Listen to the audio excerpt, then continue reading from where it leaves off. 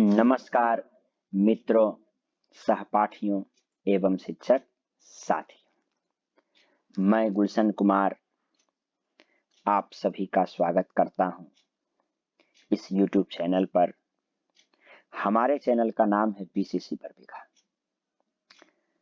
मैं आज आपको यहां CTET की तैयारी करने के क्रम में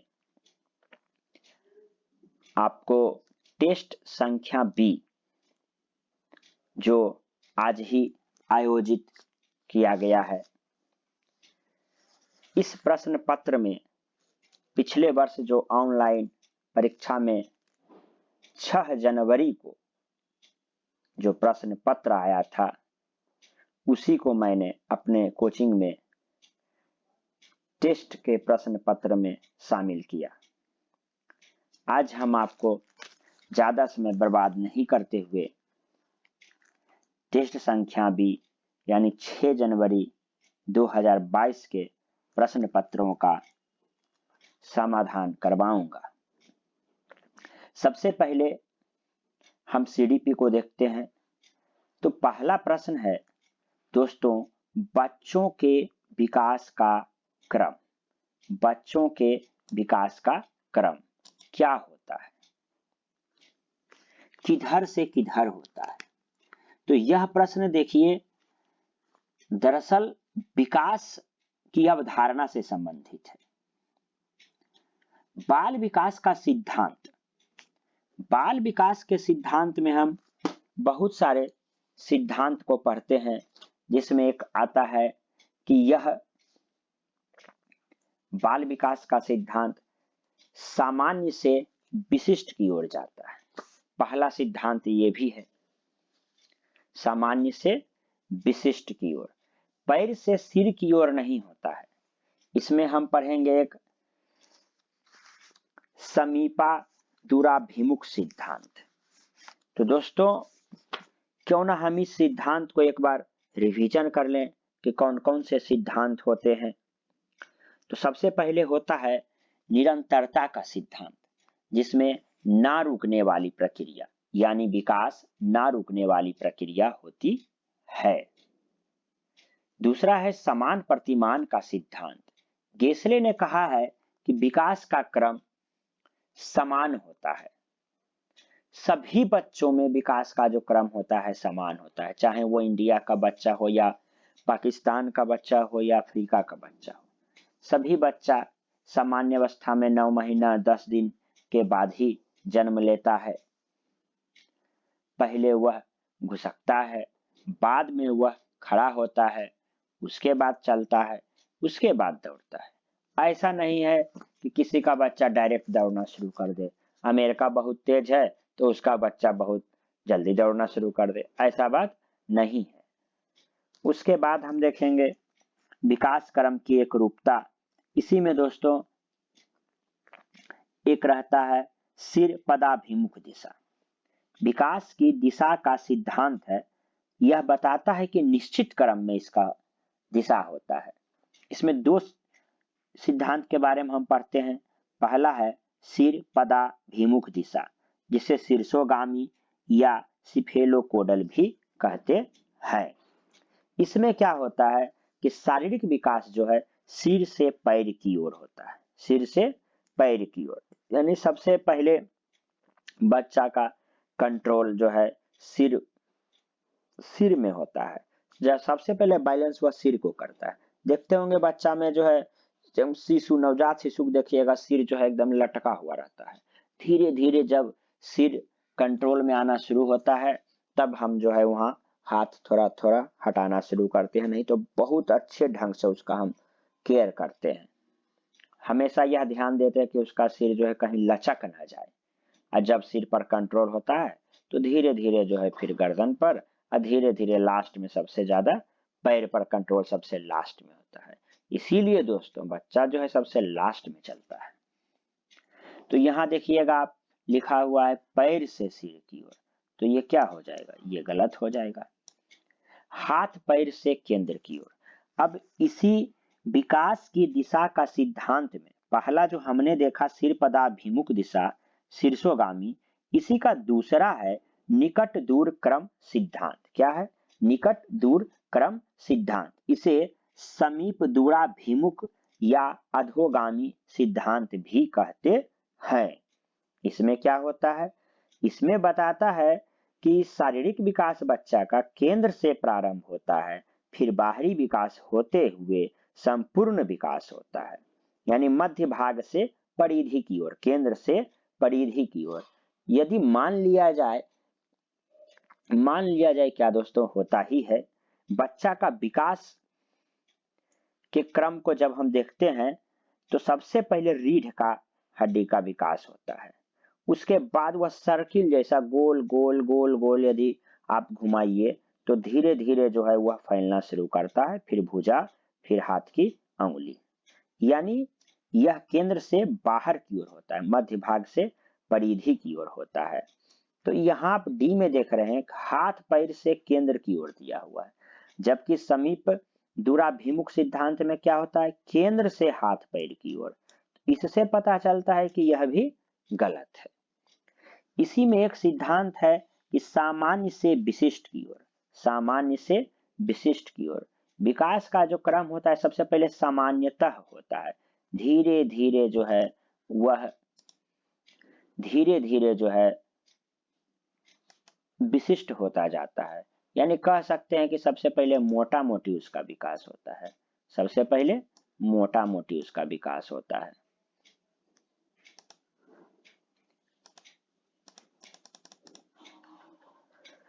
तो सामान्य से विशिष्ट की ओर हो जाएगा। अमूर्त से मूर्त की ओर, बच्चा सबसे पहले मूर्त से वह सीखता है, जो वस्तु को वह देखेगा उसी से वह सीखना शुरू कर देता है, धीरे धीरे जो है वह अमूर्त की दुनिया में आता है, और यहाँ लिखा हुआ है अमूर्त से मूर्त, तो आपका ये भी क्या है? गलत है। मेरा सही कौन हो गया? सामान्य से विशिष्ट की ओर, सामान्य से विशिष्ट।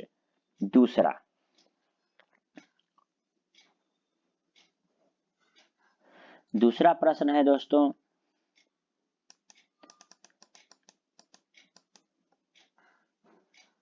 कथन और कारक। कथन और तर्क। वह बच्चे जो उच्च आय वाले परिवार से हैं उन बच्चों से अपना दिन बहुत अलग बिताते हैं जो निम्न आय वाले परिवार से हैं। देखिए, कथन और तर्क में हमको सबसे पहले देखना है कि क्या दोनों सही है या नहीं, तो हमको पी और आर पहले देखना है सही है कि नहीं। तो इसमें क्या है? वह बच्चे जो उच्च आय वाले परिवार से हैं उन बच्चों से अपना दिन बहुत अलग बिताते हैं जो निम्न आय वाले परिवार से हैं। कहने का मतलब हुआ अमीर घर से जो बच्चे हैं वो गरीब घर के बच्चों से अलग समय बिताते हैं, अलग दिन बिताते हैं, उनके जीवन में खुशियां ये सब बहुत ज्यादा होता है, भौतिक सुविधाएं ज्यादा होती है। तो ये तो सर्वविदित सत्य है, तो इसमें तो कुछ सोचना ही नहीं है, पी भी सही है। उसका तर्क बताया जा रहा है कि बचपन की संकल्पना सार्वभौमिक नहीं है तथा बचपन में बहुत विविधता है। ये भी बात सही है, क्योंकि बचपन की जो संकल्पनाएं हैं यह सभी के लिए बराबर नहीं होती है। जो अमीर घर से है, जो अच्छे परिवार से हैं, उनका जो है बचपना बहुत अच्छा बीतता है, क्योंकि सबका अलग अलग होता है। बड़े होने पर उन्हें पता चलता है कि हमें क्या करना है क्या नहीं करना है, लेकिन बचपन में तो उसका गार्जियन ही औली नौल होता है। तो इसीलिए हम कह सकते हैं कि पी भी सही है और आर भी सही है, पी और आर दोनों सही है और इसका व्याख्या करता है। तो ए नंबर आपका सही हो जाएगा। उसके बाद हम देखते हैं क्वेश्चन नंबर 3। देखिए क्वेश्चन नंबर 3 क्या है? एक बच्चा पहले अपने हाथ से बॉल जैसी बड़ी चीजों को पकड़ना सीखता है, उसके बाद चिमटी पकड़कर इस्तेमाल करके एक मटर उठाना सीखता है। कौन सा सिद्धांत है? देखिए इसमें अभी हम आपको समीप दूराभिमुख का सिद्धांत बताया हूं। उसमें क्या है दोस्तों कि समीप वाला पहले विकास होता है तब दूर वाला विकास होता है। जैसे आप किसी भी बच्चा को बैठा दीजिए तो वह एक सर्किल का निर्माण करते हुए आसपास पहले वह घूमेगा, धीरे धीरे वह दूर की वस्तुओं को पकड़ना शुरू करता है। तो जैसे अपने हाथ से बॉल जैसी बड़ी चीजों को पकड़ता है, बॉल पकड़ा तो वो क्या हो गया, सामान्य रूप से मोटा मोटी हो गया, नजदीक वाला जो हो गया जो उसको आसानी से समझ में आ रहा है पकड़ने के लिए उसको पकड़ लिया। धीरे धीरे चिमटी पकड़ का इस्तेमाल करके मटर उठाना सीखता है। तो ये हो जाएगा समीप दूराभिमुख सिद्धांत। अब वहीं शीर्षाभिमुख में क्या था दोस्तों, सिर से पैर की ओर। चलिए तो अब आगे चलते हैं। तो अभी हमने क्या देखा, बाल विकास का सिद्धांत से दो प्रश्न आया है, एक समीप दूराभिमुख, एक सामान्य से विशिष्ट। हालांकि ऑप्शन यदि आप देखते हैं तो सब है। तो बाल विकास का सिद्धांत पढ़ना बहुत जरूरी है दोस्तों, जिसका वीडियो मैं आगे आपको YouTube पर बता दूंगा। अब आइए अगला प्रश्न तीसरा हो गया। चौथा, अपने समाज के बारे में जानकारी, कौशल, मूल्य और रीतियां केवल अभिभावकों से ही सीखते हैं। कथन हो गया। और तर्क है, बच्चों का समाजीकरण एक सरल व रेखीय प्रक्रिया है। देखिए समाज के बारे में यहाँ पर चर्चा किया गया है। समाज यानी सामाजिक विकास से संबंधित है और वाइगोत्स्की से भी संबंधित है। तो देखिए ये एक ऐसा टॉपिक है वाइगोत्स्की और सामाजिक विकास, जिसे 4 या 5 प्रश्न आते हैं। सबसे पहले हम उस पर चर्चा करते हैं कि सामाजिक विकास क्या है।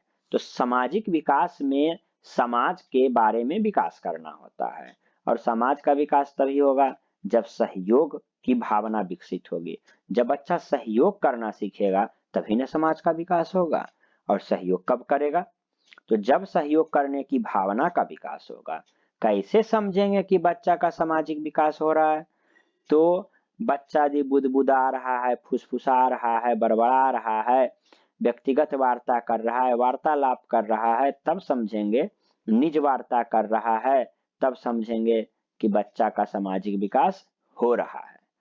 दूसरा पॉइंट ध्यान देना है दोस्तों कि एक शिक्षिका या एक शिक्षक बच्चों को कैसे सामाजिक विकास करेंगे, तो सामूहिक वार्ता देंगे, सामूहिक कार्य करने के लिए देंगे। सामूहिक कार्य करने से क्या होता है, बच्चों में टीम की भावना का विकास होता है, समूह की भावना का विकास होता है। बच्चों को लगता है कि मेरा टीम काम कर रहा है, मेरा टीम जीतेगा, मेरा टीम इस काम को करेगा। उसमें सामूहिक भावना का विकास होता है, एक दूसरे को मदद करने की भावना का विकास होता है, सहारा देने की भावना का विकास होता है। इस तरह से वह सामाजिक विकास करता है। व्यक्तिगत वार्ता शिक्षक करवाएंगे, निज वार्ता करवाएंगे, आत्म केंद्रित बात करने के लिए बच्चों को सिखाएंगे, स्वयं से वार्तालाप करवाएंगे, समूह में कार्य करवाएंगे, क्यूज करवाएंगे, प्रोजेक्ट वर्क देंगे, परियोजना कार्य देंगे। इस तरह से बच्चों का सामाजिक विकास शिक्षक करेंगे। हाँ, एक ही चीज ध्यान देना है कि अलग अलग नहीं करेंगे, एक साथ उनको काम करवाना है ताकि मदद की भावना का विकास हो। अब ये सब बच्चा यदि सीख लिया तब कहते हैं कि बच्चा का समाजीकरण हो रहा है। और समाजीकरण का जब बात आएगा तो दो तरह के समाजीकरण होते हैं, प्राथमिक समाजीकरण और द्वितीयक समाजीकरण। प्राथमिक समाजीकरण पहली बार कहां से, तब परिवार से होता है। दूसरी बार कहां से होता है, द्वितीयक या गौण समाजीकरण, तो विद्यालय से, खेल का मैदान से, मीडिया से, आस पड़ोस से, इतना से समाजीकरण होता है। तो यहां हमने देखा कि समाज के बारे में बच्चा को जानकारी कहां से मिला, तो परिवार, प्राथमिक समाजीकरण परिवार से मिला। फिर उसके बाद मिलता है कहां से, फिर जो है मीडिया से भी मिलता है, मीडिया से भी मिलता है। मीडिया से जब मिलता है तो फिर आगे हम देखते हैं विद्यालय से भी मिलता है, खेल का मैदान से भी मिलता है। तो देखिए द्वितीयक समाजीकरण भी होता है और प्राथमिक समाजीकरण भी होता है। तो यहाँ सिर्फ परिवार से नहीं होता है, बाकी सब चीजों से भी बच्चा समाज के बारे में सीखता है, यहाँ तक कि खेल के मैदान से भी सीखता है। तो ये तो आपका गलत हो गया। बच्चों का समाजीकरण एक सरल व रेखीय प्रक्रिया है, कहता है एक सरल व रेखीय प्रक्रिया। हम देखेंगे बाल विकास के सिद्धांत में एक सिद्धांत है कि विकास लंबवत रेखीय ना होकर वर्तुलाकार होता है। तो देखिए लंबवत रेखीय का तात्पर्य हुआ कि यदि आज हम बच्चा को 1 का पहाड़ा सिखा दिए और सीख गया, कल 2 का पहाड़ा सिखा देंगे, हो सकता है सीख जाए। तो क्या इसका मतलब यह हुआ कि 30 दिन में 30 का पहाड़ा सीख जाएगा? ऐसा तो होता नहीं है। अभी भी हम सबको 29 का पहाड़ा अच्छा से याद नहीं है। बहुत सारे लोग तो 20 तक पढ़े हैं तो 19 का भी याद नहीं होगा। तो ऐसा नहीं होता है। आज हम यदि 1 का पहाड़ा सीखे, कल 2 का सीखे, तो परसों हो सकता है 2 का भुला जाए, अगला दिन हम 1 का पहाड़ा भूला जाए। यदि 19 तक का सीखे तो अगला दिन हम 13 का पहाड़ा भूला जाए। यानी आगे पीछे आगे पीछे आगे पीछे होते रहता है। विकास ऐसे ही होता है। तो यह एक सरल वो रैखिक प्रक्रिया नहीं है। सरल वो रैखिक प्रक्रिया नहीं है। इसीलिए ये भी कथन मेरा क्या है? गलत है। तो P और R दोनों गलत है। P और R दोनों गलत है। तो ये भी गलत है और ये भी गलत है। अब हम अगले प्रश्न की ओर चलते हैं। किस अवस्था में बच्चे वस्तु अस्थायित्व की समझ तो बना लेते हैं, परंतु यह नहीं समझ पाते हैं कि क्रियाएं परिवर्तनीय है और उनके निर्णय चीजों की मौजूदा दिखावट पर निर्भर करती है। देखिए यह जो है पियाजे से संबंधित है। किससे संबंधित है? पियाजे से। मैं टेक्नोलॉजी फ्रेंडली उतना नहीं हूं, इसीलिए थोड़ा सा लिखने में कठिनाई हो रही है। तो पियाजे के बारे में हम देखते हैं कि पियाजे संज्ञानात्मक विकास के सिद्धांत पर जब उन्होंने चर्चा किया तो उन्होंने इसे 4 अवस्था में बांटा। कितने अवस्था में? 4 अवस्था में। सबसे पहला है इंद्रिय जनित गामक अवस्था, जिसे संवेदी गामक अवस्था भी कहते हैं। इसमें उन्होंने बताया कि बच्चा जो है इंद्रियां, आंख, कान, नाक, इससे बच्चा सीखता है, अनुकरण करता है, संवेदी पेशियां है। और यहाँ क्या कह रहा है बच्चा? यहाँ कह रहा है प्रश्न में कि बच्चा जो है वस्तु का अस्थायित्व का समझ तो बना लेता है, परंतु यह नहीं समझ पाता है कि क्रियाएं परिवर्तनीय है। यानी बच्चा एकदम छोटा नहीं है, बच्चा कुछ बड़ा है, क्योंकि कुछ समझ बना लेता है, लेकिन हाँ बहुत बड़ा भी नहीं है। तो इसको आप शॉर्ट में ऐसे समझ सकते हैं कि बच्चा जब बहुत छोटा रहता है तो असंवेदी गामक 0 से 2 बरस, और थोड़ा सा होशियार हो जाता है तो पूर्व संक्रियात्मक अवस्था 2 से 7 वर्ष, अमूर्त संक्रियात्मक अवस्था 7 से 12, और 12 के बाद जो है अमूर्त संक्रियात्मक अवस्था हो जाता है। तो यहाँ हम देख रहे हैं कि बच्चा एकदम छोटा नहीं है, यानी यह 2 से 2 वर्ष के बाद का बात है। अब यह अस्थायित्व का भी समझ बना रहा है, अस्थायित्व का समझ बना रहा है, लेकिन आगे यह नहीं समझ पा रहा है कि क्या करे। यानी संरक्षण का भावना उसमें अभी तक नहीं आया। और संरक्षण, समाधान, संधारण जो है मूर्त संक्रियात्मक अवस्था का विशेषता है। किसका है? मूर्त संक्रियात्मक अवस्था का। यानी मूर्त से यह पहले का चरण है, अमूर्त के बाद होता है अमूर्त। जब मूर्त नहीं है तो अमूर्त भी नहीं होगा, है ना। असंवेदी चालक तो देखिएगा सबसे छोटा रहता है, छोटा एज का है। तो इसमें अस्थायित्व के बाद जो है इसको समझ में नहीं आ रहा है, इसका मतलब सिर्फ अस्थायित्व की भावना है। यानी यह जो है पूर्व संक्रियात्मक अवस्था का विशेषता है। अमूर्त तो हो गया अमूर्त चिंतन के बारे में, तो ये भी हमारा क्या है? गलत है। तो यहाँ सही आंसर कौन हो जाएगा? पूर्व संक्रियात्मक अवस्था। उसके बाद 5 नंबर प्रश्न, 5 हो गया दोस्तों, है ना। 6 नंबर प्रश्न, फिर देखिए पूर्व संक्रियात्मक अवस्था से आया। तो पूर्व संक्रियात्मक अवस्था में होता क्या है? पूर्व संक्रियात्मक अवस्था में जो है सोच में केंद्रीयकरण होता है कि हमको यही चाहिए तो यही चाहिए। उसके बाद प्रत्यक्षात्मक, तार्किक, कल्पनात्मक। प्रत्यक्ष के अनुसार वह जो है तर्क करता है, उसी के अनुसार वह कल्पना करता है, खेल से सीखता है। अनौपचारिक तार्किकता, यानी कह सकते हैं उसका तर्क में बहुत दम नहीं रहता है, अनौपचारिक तार्किकता होता है। अहम केंद्रिता होता है, विचारों की अनुत्कर्मण्यता, यानी जो विचार को देखता है उसी को वह फॉलो करता है। खेल, अनुकरण, चित्र निर्माण तथा भाषा से जानकारी बढ़ाता है, दूसरों के संपर्क से ज्ञान अर्जन करता है, तार्किक चिंतन इसमें नहीं होता है। तब हम इसको क्या करेंगे दोस्तों? तब कहता है शिक्षक को क्या करना चाहिए? तो देखिए, मूर्त संसाधनों व बहुत सारे दृश्य और श्रव्य सामग्री का प्रयोग करना चाहिए। ये तो सही बात है। अभी यहाँ हमने बताया था आपको पहला प्रश्न में कि मूर्त से अमूर्त विकास का क्रम होता है, यानी छोटा बच्चा है तो जब तक हम उसको दिखाएंगे नहीं कि देखो 2 कलम है और ये 3 कलम है, तब तक वह बच्चा कलम के बारे में सीखेगा नहीं। तो वह सबसे पहले जो देखता है उसी से वह सीखता है। तो हम जानते ही हैं कि वह मूर्त से सीखता है, तो हमें मूर्त संसाधनों का इस्तेमाल ज्यादा से ज्यादा करना चाहिए और श्रव्य सामग्री का इस्तेमाल सबसे ज्यादा करना चाहिए। तो ये तो सही है, तो ये नंबर सही होगा। दूसरा क्या है? जटिल पदानुक्रमी। देखिए जटिल, अब 2 से 7 साल का बच्चा है तो उसको हम यदि जटिल वाला चीज देंगे तो क्या हो जाएगा? गलत हो जाएगा। और ऐसे भी बाल विकास का सिद्धांत क्या कहता है? सरल से जटिल की ओर जाइए, है ना। अमूर्त समस्या, देखिए अभी अमूर्त के लायक नहीं हुआ है, अमूर्त जो है अमूर्त बालावस्था में होता। परिकल्पनात्मक, वही कल्पना वाला, तो ये भी नहीं हो पाएगा दोस्तों।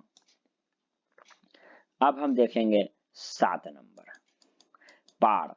देखिए हमने आपको सामाजिक विकास के बारे में बताया था। सामाजिक विकास में वाइगोत्स्की का भी बहुत योगदान है। तो सामाजिक विकास तो हमने देखा कि समाज में, समाज का विकास करना है, कैसे होगा? तो समाज में सहयोग करने से होगा। सहयोग कैसे होगा? तो सहयोग करने की भावना को विकास करने से होगा। और एक शिक्षक या शिक्षिका बच्चों में सामाजिक विकास व्यक्तिगत वार्तालाप, निज वार्तालाप, सामूहिक चर्चा करके, प्रतियोगिता परीक्षा करवाकर, ग्रुप में प्रोजेक्ट वर्क देकर, स्वयं से वार्तालाप करवाकर, इस तरह से बच्चों का सामाजिक विकास कर सकते हैं। अब वाइगोत्स्की ने क्या बताया है? तो वाइगोत्स्की ने बताया दोस्तों स्कैफोल्डिंग का सिद्धांत। स्कैफोल्डिंग का सिद्धांत। अब ये स्कैफोल्डिंग का सिद्धांत क्या है? तो स्कैफोल्डिंग का सिद्धांत जो है वाइगोत्स्की के द्वारा दिया गया है। कभी कभी डायरेक्ट प्रश्न यहाँ से भी आता है कि स्कैफोल्डिंग का सिद्धांत किसने दिया? तो वाइगोत्स्की ने दिया। तो वाइगोत्स्की बताता है समीपस्थ विकास का सिद्धांत, जिसे अंग्रेजी में स्कैफोल्डिंग का सिद्धांत भी कहते हैं। इसमें क्या होता है? समीपस्थ विकास का सिद्धांत में होता है कि कक्ष में अधिगम के दौरान जब बच्चे शिक्षक की बातों को नहीं समझते हैं, उन्हें समस्याएं होती है, तो वह शिक्षक से प्रश्न पूछते हैं। अब यहाँ पर शिक्षक के पास 2 ऑप्शन है, वह खुद पर प्रश्न बताए या बगल वाले से बतलाने का कार्य करे। अब यहाँ पर शिक्षक यदि डायरेक्ट प्रश्न बता देता है तो बच्चों में यह भावना उत्पन्न हो जाती है कि यह प्रश्न तो बहुत कठिन है, तभी तो सर को बताना पड़ा।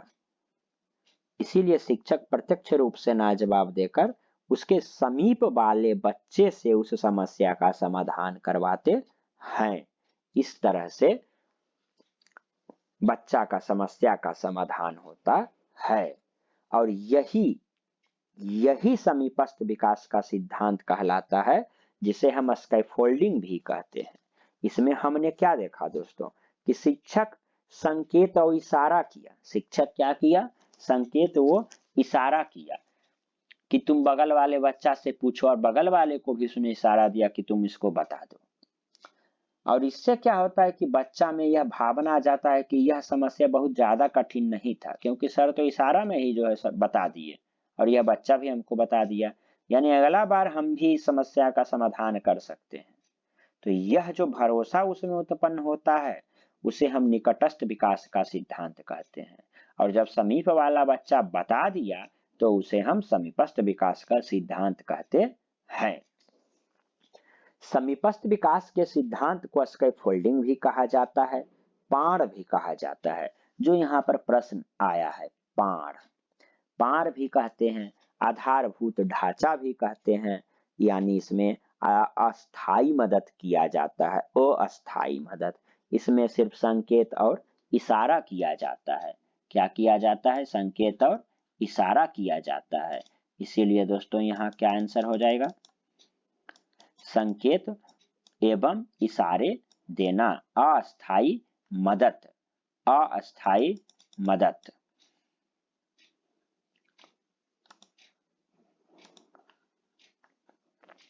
तो संकेत वो इशारे देना।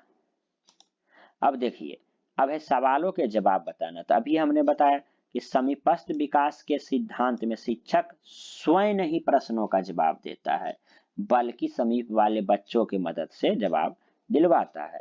भौतिक पुरस्कार, तो ये तो देखिए अलग ही टॉपिक है, पुरस्कार है ही नहीं। तो इसमें कौन आंसर हो जाएगा? B number answer. देखिए ये भी आपका समीपस्थ विकास का सिद्धांत से। अब देखिए फिर यहाँ पर आ गया वाइगोत्स्की। वाइगोत्स्की से दोस्तों हमेशा 4-5 नंबर का प्रश्न आता है। तो वाइगोत्स्की का मानना था, तो वाइगोत्स्की के बारे में जरा सबसे पहले बताइए, कौन विकास है वाइगोत्स्की? तो सामाजिक विकास। कौन दो सिद्धांत दिया? समीपस्थ विकास का सिद्धांत, और क्या दिया? निकटस्थ विकास का सिद्धांत। समीपस्थ विकास के सिद्धांत को क्या कहते हैं? तपार कहते हैं, ढांचा कहते हैं, आधारभूत संरचना कहते हैं, स्कैफोल्डिंग कहते हैं। इसमें अस्थायी मदद होता है, जैसे साइकिल चलाने के लिए सिखाना, इसमें पुश किया जाता है, सहयोग किया जाता है। तो अब आइए दोस्तों, लेव वाइगोत्स्की का मानना क्या था? सीखना केवल ज्ञान का अवशोषण है, सीखना इनाम के प्रति नियंत्रित प्रतिक्रिया है, अज्ञान को शिक्षकों द्वारा विद्यार्थियों को निष्क्रिय, तो निष्क्रिय तो कभी होगा ही नहीं दोस्तों। हमने आपको एक वीडियो में भी बताया था बाल केंद्रित में कि डर नहीं प्रेम, निष्क्रिय नहीं सक्रिय, उबाऊ नहीं रुचिकर, नकारात्मक नहीं सकारात्मक, बाल शिक्षक केंद्रित नहीं बाल केंद्रित, अभिसारी नहीं अपसारी। ये सारा चीज हमने आपको बताया, जिसमें कि 22 या 23 मुख्य बिंदु है। उसको आप लोग जरूर देखिएगा, बाल केंद्रित पर जो मैंने वीडियो बनाया है उसमें दिया हुआ है। तो निष्क्रिय भी नहीं होगा। अब ज्ञान का सह निर्माण उस क्षेत्र में होता है जो बच्चे के स्वतंत्र रूप से कार्य करने व दूसरों की मदद करने से है। देखिए दोस्तों, अभी हमने बताया सामाजिक विकास। सामाजिक विकास में क्या है? समाज का विकास, सहयोग करने की भावना। तो क्या होगा? दूसरों की मदद करने से है। तो जैसे ही हेल्प आया, हेल्प, तो समझ जाइए वाइगोत्स्की आ गया। मदद आया तो वाइगोत्स्की आ गया, सहयोग आया तो वाइगोत्स्की आ गया, सामूहिक कार्य आया तो वाइगोत्स्की आ गया, सामाजिक आया तो वाइगोत्स्की आ गया। ये सब की वर्ड है वाइगोत्स्की का। तो इसमें कौन सा आंसर हो जाएगा? ज्ञान का सह निर्माण उस क्षेत्र में होता है जो बच्चे के स्वतंत्र रूप से कार्य करने व दूसरों की मदद करने से है। अब आगे है 9 नंबर, कोहल वर्ग। देखिए कोहल वर्ग किससे संबंधित है? तो नैतिकता से संबंधित है। किससे संबंधित है? नैतिकता से। पियाजे संज्ञानात्मक विकास, कोहल वर्ग नैतिक विकास, और वाइगोत्स्की सामाजिक विकास। तो अभी हमने कोहल वर्ग वाइगोत्स्की के बारे में देखा। अब जरा कोहल वर्ग के बारे में देखते हैं। कोहल वर्ग देखिए 3 अवस्था और 6 उप अवस्था के बारे में बताया है। पूर्व परंपरागत स्तर, और दूसरा है नैतिक परंपरागत नैतिक, और तीसरा है उत्तर परंपरागत नैतिक स्तर। पूर्व परंपरागत स्तर में 2 उप अवस्था है, दंड तथा आज्ञा पालन। इसमें दंड और आज्ञा से बच्चा नैतिकता का पालन करता है। उसी का एक और व्यवस्था है आत्म अभिरुचि तथा प्रतिफल, या तो उसको रुचि होता है तब, या तो कुछ पाने के चक्कर में। प्रश्न क्या है दोस्तों? लॉरेंस कोहलबर्ग द्वारा प्रतिपादित नैतिक विकास के किस स्तर पर व्यक्ति तर्क करते हुए यह तर्क करते हैं कि मानवाधिकार वो न्याय सबसे जरूरी है और यह सामाजिक कानून के खिलाफ है? देखिए यहाँ समाज के बारे में चर्चा करता है। तो हम जानते हैं कि पहला स्तर जो होता है पूर्व परंपरागत नैतिक स्तर 4 से 10 वर्ष का होता है, और परंपरागत नैतिक स्तर 10 से 13 होता है, और उत्तर परंपरागत नैतिक स्तर जो है 13 से अधिक साल का होता है। तो ये तो फिक्स है दोस्तों कि पूर्व परंपरागत तो होगा नहीं। 4 से 10 साल का बच्चा तो समाज के बारे में बात करेगा नहीं। 10 से 13 कर सकता है, या 13 से अधिक वर्ष वाला कर सकता है। तो अब 10 से 13 में क्या है? 10 से 13 साल का भी बच्चा देखेंगे क्या होता है, टीनेजर होता है। वो आपको 6 या 7 क्लास का लड़का रहता है। तो उसमें हम देखते हैं कि 2 उप अवस्था है, अधिकार संरक्षण अभिमुखता, उसमें परिवार का नियम को वह फॉलो करता है। और दूसरा है अच्छा, गुड बॉय और गुड गर्ल, तो यहाँ गुड बॉय गुड गर्ल से आगे बढ़ गया है, यह मानवाधिकार का बात कर रहा है, यानी उससे आगे का प्रक्रिया है। परंपरागत, उत्तर परंपरागत नैतिक स्तर में देखते हैं कि दो है, सामाजिक अनुबंध अभिमुखता, देखिए इसमें समाज आ गया, और दूसरा है सार्वभौमिक नैतिक सिद्धांत अभिमुखता। तो सार्वभौमिक नैतिक सिद्धांत अभिमुखता में बच्चा आदर्श का बात करता है, वह राइट और रॉन्ग का बात करता है कि नहीं यह सही है और यह गलत है। इसीलिए यह जो यहाँ पर कौन आंसर हो जाएगा, यहाँ पर हो जाएगा सार्वभौमिक नैतिक सिद्धांत अभिविन्यास।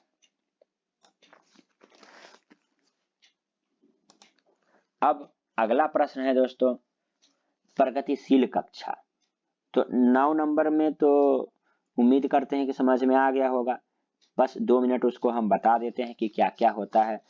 तो नैतिक, पहला है पूर्व परंपरागत नैतिक स्तर 4 से 10 वर्ष, इसका 2 उपअवस्था है, दंड तथा आज्ञा पालन अभिमुखता, और दूसरा है आत्म अभिरुचि तथा प्रतिफल अभिमुखता। दंड और आज्ञा पालन में समझिए कि बच्चा या तो दंड के डर से या तो आज्ञा को पालन करने के लिए नैतिकता का पालन करता है।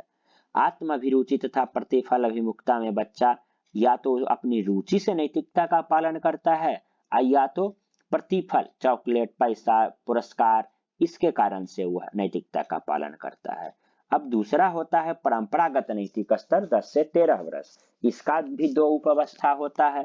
पहला है अधिकार संरक्षण अभिमुखता, जिसमें वह अधिकार का बात करता है, राइट का बात करता है कि देखो हम लड़की हैं तो इसका मतलब ये नहीं कि हम 7 बजे नहीं निकलेंगे, हम भी निकलेंगे क्योंकि मेरा भैया जब जा रहा है तो हम भी जाएंगे। तो इसमें परिवार का नियम का पालन किया जाता है। अच्छा लड़का और अच्छी लड़की इसी का है। तो गुड बॉय और गुड गर्ल बनने के लिए भी बच्चे नैतिकता का पालन करते हैं। तीसरा और सबसे लास्ट जो होता है उत्तर परंपरागत नैतिक स्तर या आत्म अंगीकृत नैतिक मूल्य, जो 13 से अधिक वर्ष का होता है। इसमें भी हम देखेंगे 2 उपअवस्था है। पहला सामाजिक अनुबंध अभिमुखता, सोशल कॉन्ट्रैक्ट आ जाता है, जैसे कोई बच्चा दवा चुरा लिया दुकान से तो वह यह तर्क देता है कि हम सही काम किए हैं क्योंकि मेरी माँ बीमार थी इसलिए हम दवा चुराए हैं। तो ये सारा चीज आ जाएगा किसमें, सामाजिक अनुबंध अभिमुखता में। दूसरा इसमें आता है सार्वभौमिक नैतिक सिद्धांत अभिमुखता, इसमें बच्चा आदर्श के लिए नैतिकता का पालन करता है। तो वही देखिए यहाँ पर 9 नंबर में दिया हुआ था। अब आते हैं प्रगतिशील कक्षा। प्रगतिशील कक्षा जो है इसमें अधिगम क्या है, तो देखिए प्रगतिशील कक्षा होता क्यों है, प्रोग्रेसिव क्लास।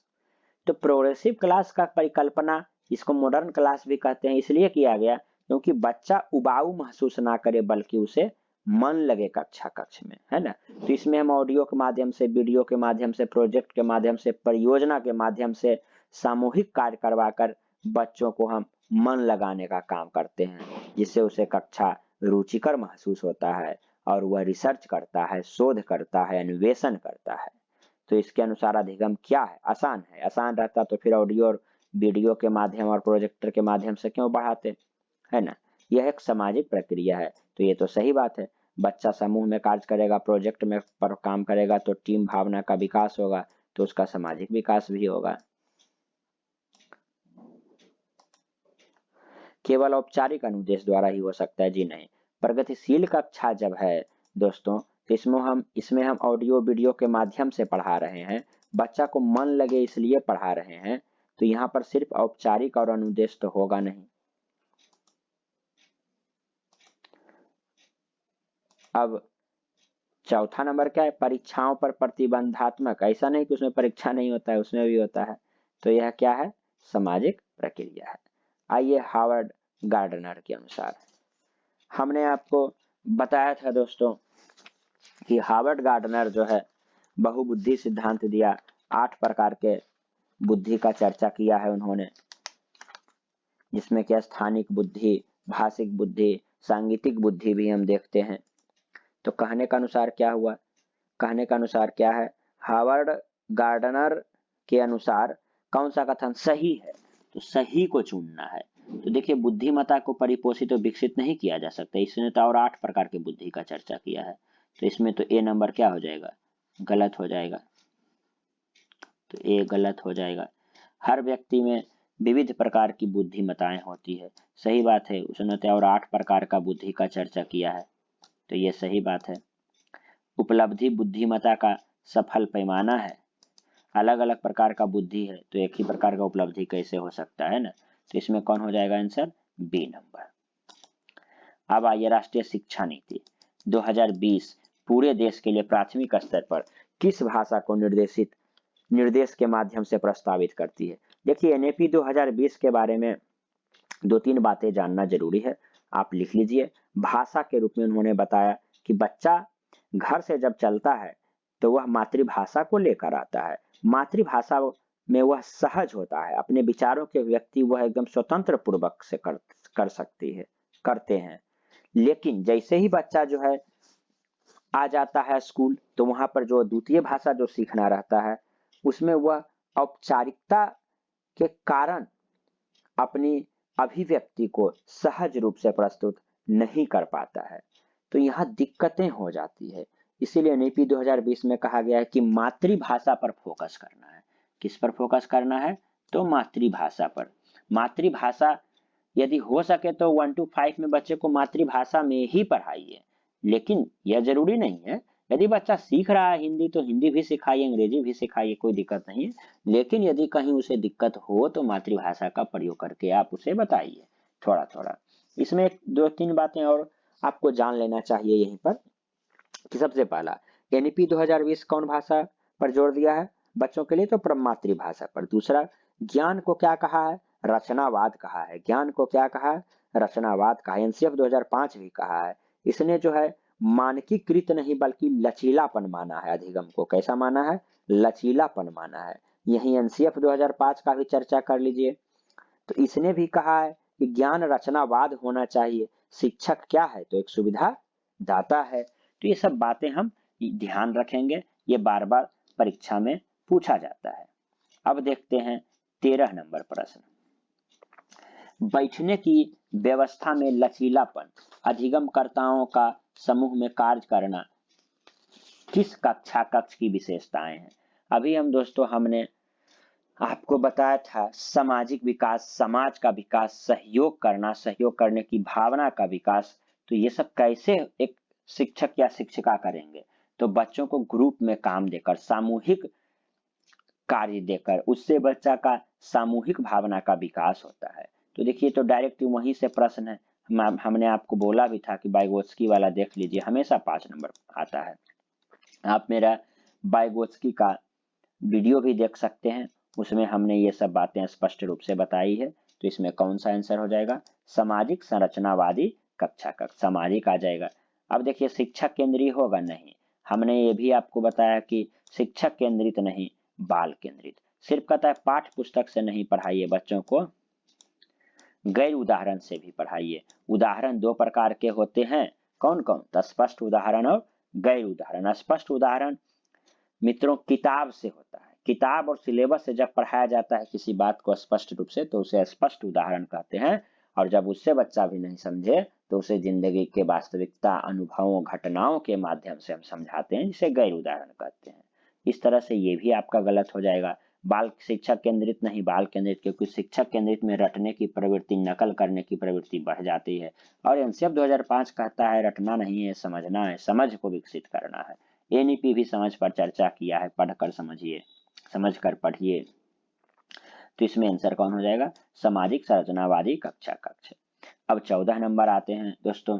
कहता है किस प्रकार का शिक्षा शास्त्र एक शिक्षक को अपनी कक्षा में व्यक्तिगत विभिन्नताओं को ध्यान रखने में मदद करेगी। तो देखिए शिक्षा शास्त्र मतलब क्या है, पेडागोजी। तो पेडागोजी क्या बताता है, पेडागोजी बताता है कि हमारा जो है अधिगम है या मेरा शैक्षणिक योजना है एक शिक्षक के रूप में, वो क्या होना चाहिए, तो बच्चों से संदर्भित होनी चाहिए, बच्चों से संदर्भित, तो संलग्न, वो संदर्भित होनी चाहिए। मानकीकृत, देखिए हमने आपको कुछ देर पहले ही बताया था कि मानकीकृत नहीं होना चाहिए बल्कि लचीलापन होना चाहिए। देखिए कुछ बात आप हमेशा याद रखिए कि डर नहीं प्रेम, डर नहीं प्रेम, आप लोग नोट भी कर सकते हैं। कुछ बात, ये सब बातें हमने आपको क्लास में भी पढ़ाया था, फिर भी आप एक बार हम यहाँ बता देते हैं। कुछ बातें निगेटिव होती है जिसको हमेशा याद रखिए, जैसे डर नहीं प्रेम, ये लगभग ऑप्शन में रहता है दोस्तों। निष्क्रिय नहीं सक्रिय, रटंत नहीं समझंत, यानी रटना नहीं है समझना है, उबाऊ नहीं रुचिकर, जटिल नहीं सरल, अभिसारी नहीं अपसारी, हतोत्साहित नहीं प्रोत्साहित, नकारात्मक नहीं सकारात्मक, दंडात्मक नहीं सुधारात्मक, मानकीकृत नहीं लचीला। देखिए फिर से, मानकीकृत नहीं लचीला। इस तरह से देखिए आपका ए नंबर ऑप्शन गलत हो जाएगा। उसके बाद है परिभाषा नहीं अवधारणा, शिक्षक केंद्रित नहीं बाल केंद्रित, जैसे इसके पहले वाला प्रश्न में था शिक्षक केंद्रित, तो ये गलत हो जाएगा। अवहेलना नहीं स्वीकार, रिजेक्ट नहीं एक्सेप्ट, इग्नोर नहीं एक्सेप्ट करना है, निरादर नहीं सम्मान करना है। तो ये सब बातें हमेशा याद रखिए। अभी पहले वही बताया था कि बच्चा को पढ़ाना है तो सिर्फ किताब से नहीं बल्कि बाहरी जिंदगी से भी जोड़कर, ये एनसीएफ 2005 में भी कहा गया है।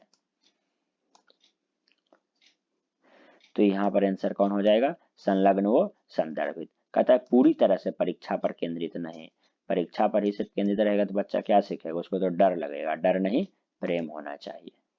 अब आइए राष्ट्रीय शिक्षा नीति 2020 के अनुसार मूल्यांकन का उद्देश्य क्या होना चाहिए। तो देखिए राष्ट्रीय शिक्षा नीति 2020 में मूल्यांकन के बारे में बतलाया गया है कि मूल्यांकन सीखने के आकलन से, सीखने के आकलन से सीखने के लिए आकलन की ओर होना चाहिए। अब ये क्या है, तो सीखने के आकलन जो है आपको योगात्मक आकलन है, और सीखने के लिए आकलन जो है सीखने के लिए आकलन जो है निर्माणात्मक या रचनात्मक आकलन है। तो एनसीएफ 2005 भी रचनावाद को कहा है और एनईपी 2020 भी रचनावाद को कहा है। कहा कि आप बच्चों को इस तरह से आकलन कीजिए, मूल्यांकन कीजिए कि उसको सीखने की प्रक्रिया में मदद मिले, जैसे सीखने के लिए आकलन यानी निर्माणात्मक या रचनात्मक आकलन। ये क्या है, इस पर हम थोड़ा सा आपको चर्चा करते हैं। निर्माणात्मक या रचनात्मक आकलन का मतलब हुआ कक्ष में अध्यापन के दौरान जब शिक्षक बच्चों से बीच बीच में प्रश्न पूछते हैं तथा उसी समय बच्चों की समस्या का समाधान करते हैं तो उसे हम निर्माणात्मक या रचनात्मक आकलन कहते हैं। इससे क्या होता है, शिक्षक को सभी बच्चों के बारे में धीरे धीरे पता चल जाता है कि कौन बच्चा कक्षा में सीख रहा है या नहीं सीख रहा है, सीख रहा है तो कितना सीख रहा है, क्या कमी है और हम में क्या कमी है, हम और क्या बेहतर उपाय करें कि बच्चा ज्यादा से ज्यादा सीख जाए। तो यही मूल्यांकन का उद्देश्य है। तो आकलन या मूल्यांकन क्यों करते हैं, कुछ प्रश्नों का उत्तर जानने के लिए। क्या बच्चा सीख रहा है, क्या बच्चा सीख रहा है, बच्चा क्या सीख रहा है, क्या कोई और बेहतर उपाय है जिससे हम बच्चों को ज्यादा से ज्यादा सिखा सकते हैं। तो ये सब प्रश्नों का उत्तर जानने के लिए ही हम मूल्यांकन करते हैं। इसमें कौन आंसर हो जाएगा कि सीखने की प्रक्रिया में मदद करना। अब देखिए याद करना, अभी हम बताए हैं रटना नहीं समझना। आप बाल केंद्रित वाला वीडियो देखिए दोस्तों, उसमें पूरा डिटेल बताया हुआ है, उससे यही सब प्रश्न आता है। रटने की क्षमता, देखिए अभी रटना नहीं है समझना है। तुलना, तुलना करेंगे, तुलना करने का मापदंड तो नहीं, हमको सुधार के रूप में प्रस्तुत करना है मूल्यांकन को। आकलन क्या है, तो सीखने में सुधार का तरीका है। तो इसका तो परिभाषा से ही पता चल जाता है कि मूल्यांकन का उद्देश्य क्या है, सुधारना है। तो इस वीडियो में दोस्तों हम अभी 1 से लेकर 15 तक ही चर्चा करते